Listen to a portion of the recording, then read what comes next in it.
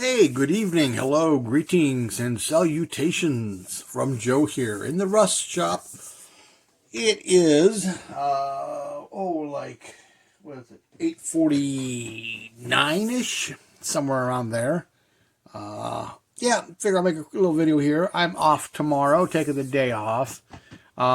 We were supposed to, and the key word is supposed to, go see El King in Cleveland tomorrow night. And I just had an inkling feeling that what happened was going to happen. Elle has fallen ill. Now, I don't know if it has to do with her pregnancy, and I'm not sure how far along she is, because she announced a gender reveal, I think September 23rd. But I'm not sure how far along she is. Her baby bump looks pretty big. So this could be something to do with her pregnancy. It may not. But however, she's under the weather and she's canceling, I guess, tonight's show, tomorrow night's show, and I think another one, 2 or 3 or 4 shows. And most are being rescheduled. Ours is now Saturday the 23rd of November, which is still good for us, no big deal. However, I guess one of the shows won't be rescheduled. I think the Indiana one. But anyhow, so we're not doing that tomorrow night now. But I'm still taking tomorrow off because it's my birthday Sunday. I figure I'll make a long weekend. And the girlfriend got the day off too. So we're going to maybe do something tomorrow. Maybe like a little road trip during the day. There's a flea market, thrift store type thing. Antique market out right off 76 going into Akron. I think it's Summitville Mall or whatever it's called, or antique store. And there's another, the Antique Attic or something like that in Akron. So maybe we'll head over to those and grab something to eat. All that good crapola. Spend some time together. In the morning, I gotta go take my mom shopping, and I might just get up normal time and do laundry tomorrow, so I won't have to do it Saturday. We shall see. But anyhow, I got some more VCG stuff in. Yes, I spent more money. Why not? Well, because I kind of, like I said, I would probably buy it all at one time. But often what I want's not in stock and I have to wait. And then when it is in stock, as long as I have the funds, I want to get it because it could be gone tomorrow or, 10 minutes from now. So you want to get it if you see it. So I ordered these here. Let me see. Why is the camera so stubborn about? Let's get some light on it. Here we go. The Thrush glass packs with the. You can see their, the script. You can feel it and see it. So those would be easy to paint up. And look at these things. They're actually. You can actually see through them. Just like the real thing.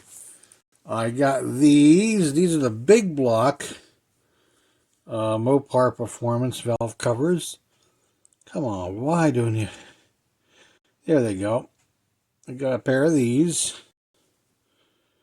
Now, what I wish he would do, these, by what I read, I went online. And these, the Mopar Performance ones, were something. I hate this camera, this phone. Let me try it without the light. It just does not like. There we go. And the word performance is there, but it's hard to see in this lighting. Anyhow, these valve covers, the Mopar Performance series of air cleaners and valve covers and all that, came out around 1987 because it wasn't the direct connection. So I'd love to see some direct connection stuff, for the earlier years. Because if you put this on a 72, yeah, it could be a restored 72, but it wouldn't be something that was available in 72 if you want to make it period correct. So I'd love to see some direct connection stuff. I think that would be awesome. But however, this is what I mainly ordered because it was available. This is the stock Y block for the F100 engine. kit. This could be used in the 60 and all that. And this was the replacement for the flathead. So basically, you get the 54, 5, and 6 and all that. This would be it. Now, this is the truck engine. There'll be some pictures here, and it'll show what it looks like assembled. This got the crossover pipe in the front, which was probably not a good thing back then, because the exhaust had this crossover pipe that went across the front of the engine, which probably made a lot of heat. But yeah, it is detailed. Now, the only difference is there's this one. This is the F100 engine, and then there's the car one, and the valve covers on that are different. I think it says powered by Ford. These just say Ford, and actually the bag is separate because you choose which engine you want. There's the air cleaner that goes with it. There's a couple distributors. I think the one's hollow, so you could just stuff wires down in there if you're not one to want to actually, put them in individual holes, or if maybe you're using threads or something. But then there's one with no holes or no nothing, if you're not going to wire it. But look at the detail. I mean, like that. Let me see, that water pump. I really don't want to take everything out of here because it's just so tiny. Look at that starter. You got the wire going down to it and everything. And really well detailed. So yeah, you'll see some pictures there. And I'll put those in there.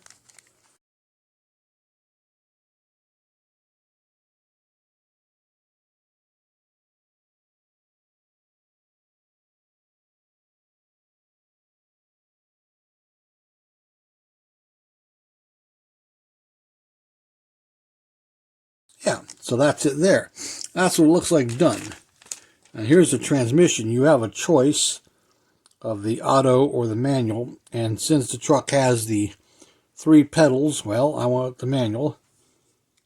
Of course, it would go, that's the top. Look at that. It has the linkage and everything. God, I wish this camera would focus. But yeah, that's it. You got the FOMO co on there and everything. But yeah, I got that. So that's where we're at. This is for the USAC Dart. I got it painted red. Got the transmission painted. It comes with 2 tail shafts, a short and a long. I gotta see which one's gonna work the best. So that's not glued on yet. And I got the headers painted up. Like so. Go with the old traditional white. I'll probably rust them a little bit because unless this engine just got done, as soon as you started one of these things up and drove it for a few miles, that paint peeled off. Especially up here, and then it worked its way down. And once it peeled off, of course, it rusted right there back in the day. But I got that painted up, and yeah, that's about it. And oh, here you go. Excuse me. Yeah, I'm gonna probably be in bed normal time tonight. But yeah, I worked a little bit late. Didn't want to, but I felt kind of guilty about not being there tomorrow.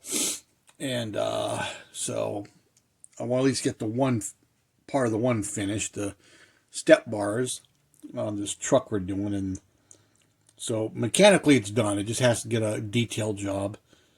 And I got a couple other things done. And I stopped at the post office and picked up my VCG stuff. And I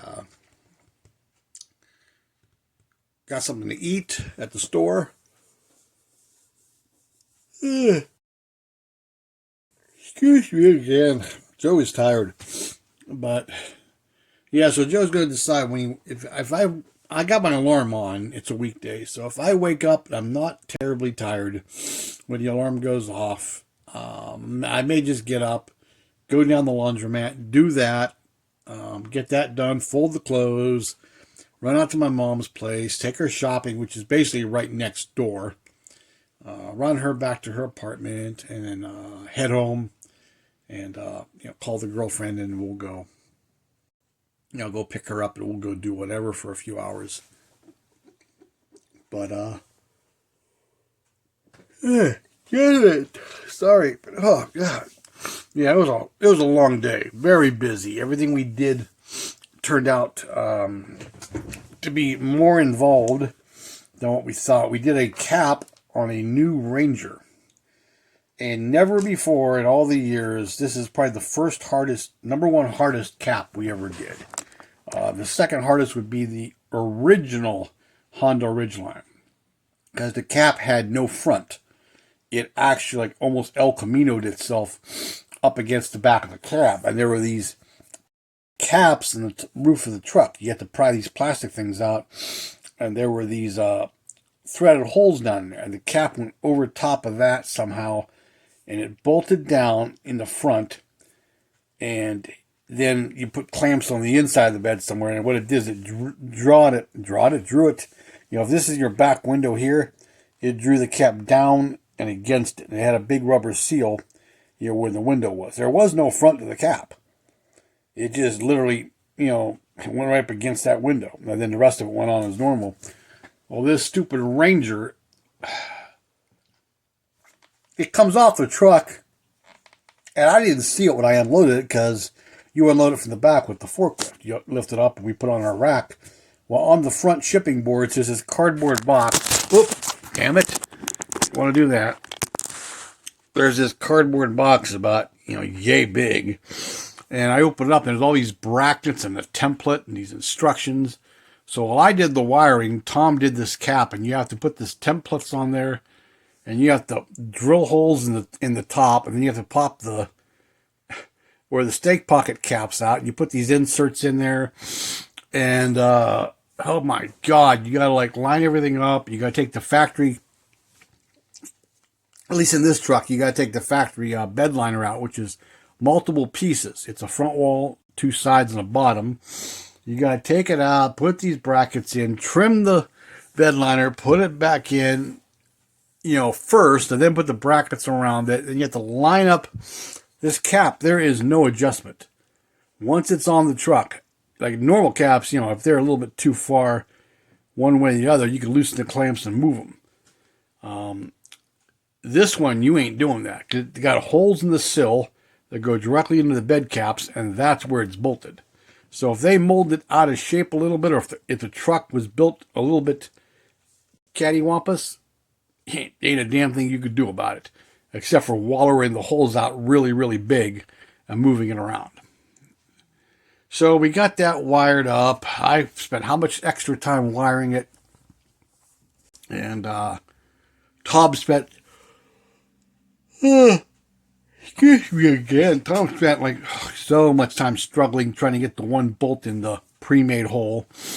And so we had a cap first thing in the morning that went fairly quickly.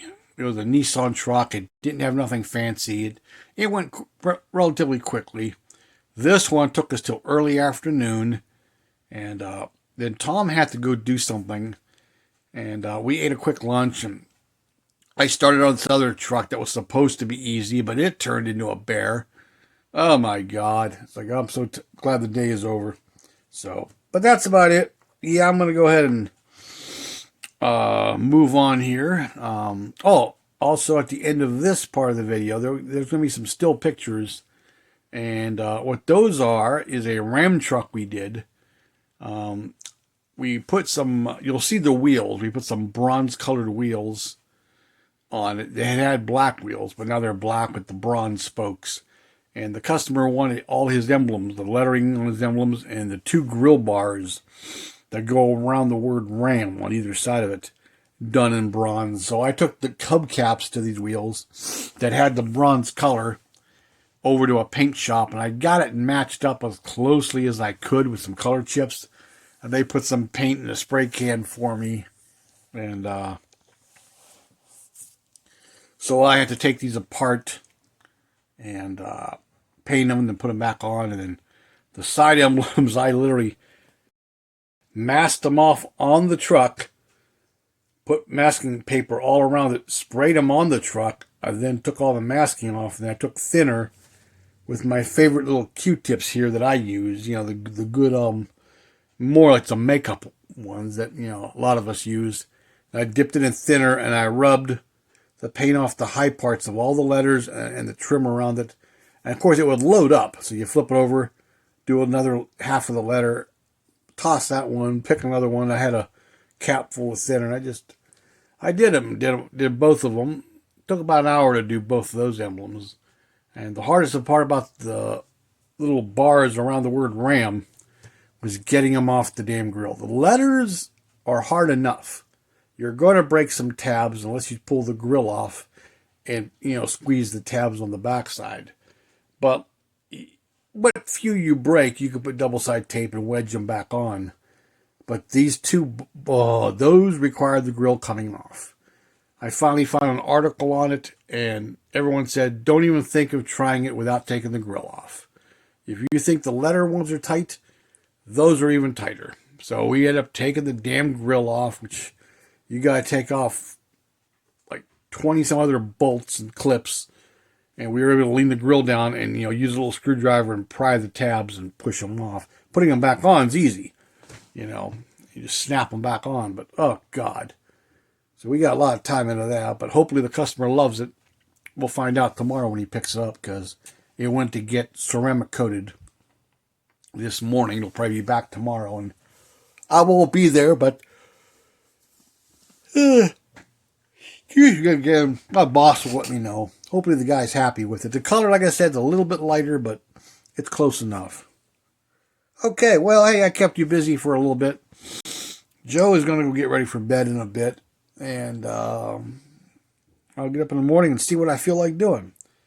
If I don't do laundry in the morning, I'll do it Saturday morning as usual. Or maybe even tomorrow evening. I don't know, because I know we can't stay out all day, me and the girl. She's got to be home in the evening at some point. Then, she was going to take care of the cat and all that. And then, first, and then go do the concert. But we're not doing the concert now. So we'll see what happens with that, if she actually lives up to, going back on tour, or if this is some kind of complication of pregnancy and she cancels everything. Who knows? But we shall see. And that's it. I got some more stuff on the way, mail-wise. I'll be showing you some of those parts and stuff when they arrive. And until then, have a great night. Thanks for watching. And take care, everybody.